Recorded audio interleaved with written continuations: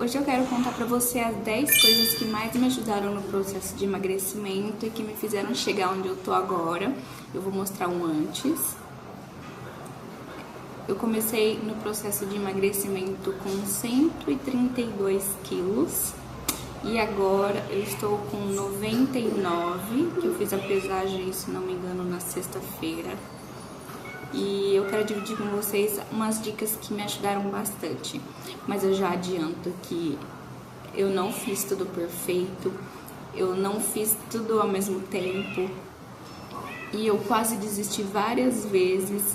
Não tem fórmula mágica, não tem chá milagroso. E enfim, foram algumas coisas que eu implantei na rotina, no dia a dia, na mentalidade, que me auxiliaram nesse processo que eu ainda estou seguindo. As pessoas diversas vezes me perguntaram como que você conseguiu emagrecer tanto. Eu sempre fico meio assim, porque parece que as pessoas esperam uma resposta simples, como, eu só fiz isso e emagreci 30 quilos, eu só fiz isso e o peso sumiu. Mas a realidade é que é bem diferente, né? Foram várias pequenas mudanças que eu repeti e repeti por muito tempo, com muita conversa interna, muita tentativa e erro e muita paciência.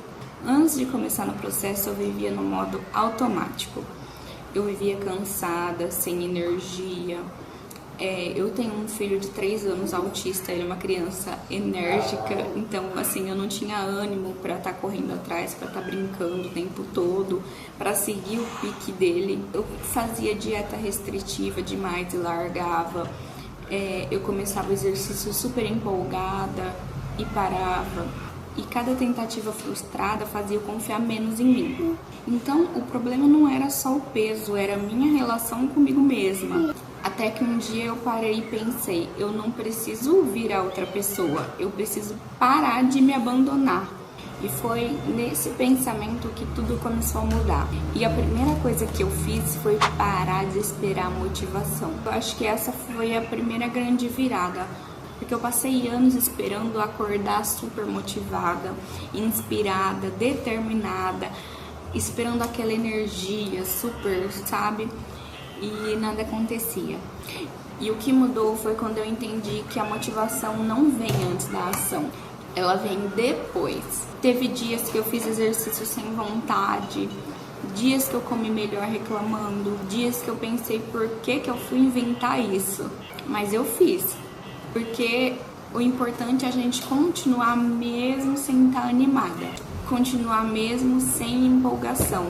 Outra coisa que me ajudou muito foi começar a organizar marmitas. Foi um divisor de águas assim, porque antes minha alimentação dependia de preguiça, de fome externa, de improviso ou de delivery. Então, quando a fome batia, eu não decidia algo, eu reagia a ela. E quando eu comecei a fazer as marmitas, as coisas mudaram.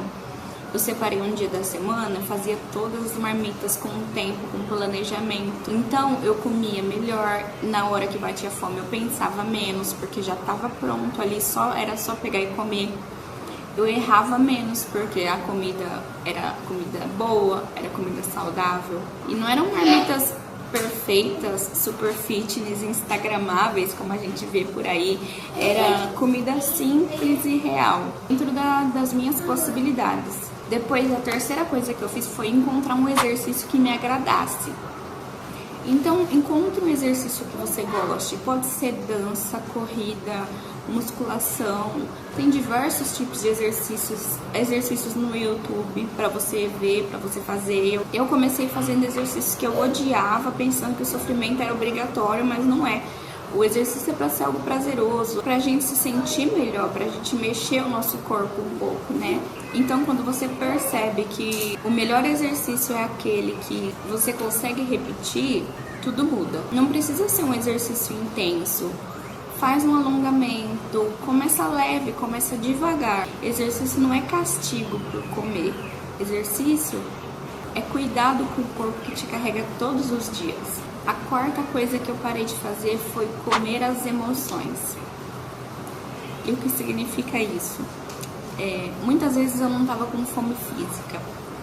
Eu tava cansada, eu tava ansiosa, eu tava triste, eu tava sobrecarregada. E eu usava a comida pra anestesiar tudo isso. Até quando eu tava feliz, eu usava uma comida que eu gostava, alegando que eu ia comer porque eu tava feliz, pra comemorar, e enfim.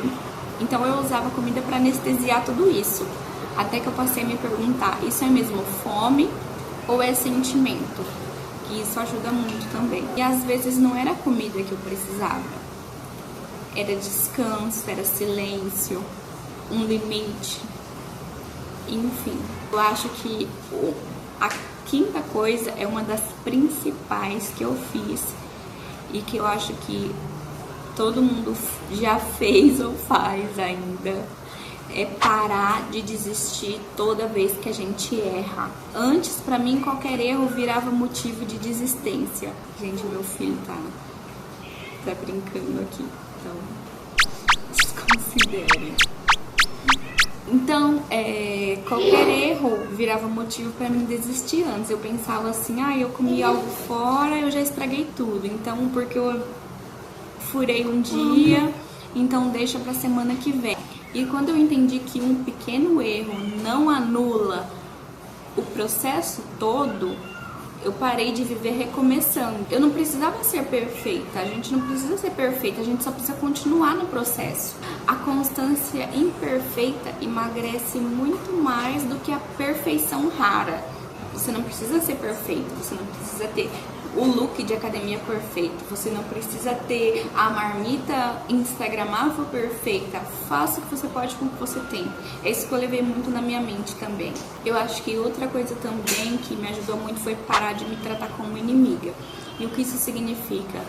Eu vivia me comparando, eu me cobrava o tempo todo, eu me xingava quando eu não conseguia atingir o meu objetivo pessoal interno. Outra coisa também que eu parei de fazer foi procurar resultados rápidos. Porque quando a gente tenta mudar rápido demais, a gente não consegue sustentar a mudança. Assim como a gente não consegue sustentar se a gente tenta mudar tudo de uma vez só.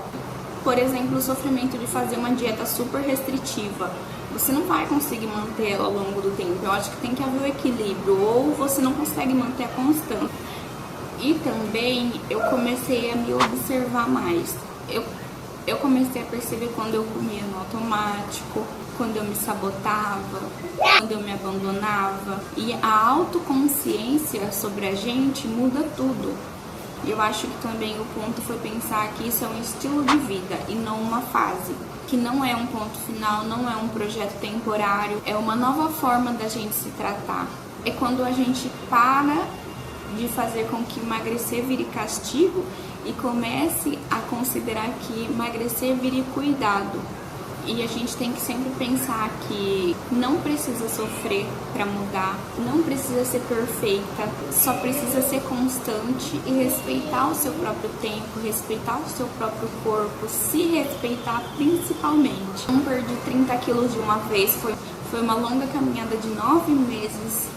Então, onde eu fui perdendo escolhas antigas, mas tudo isso foi aos poucos, não foi de uma vez.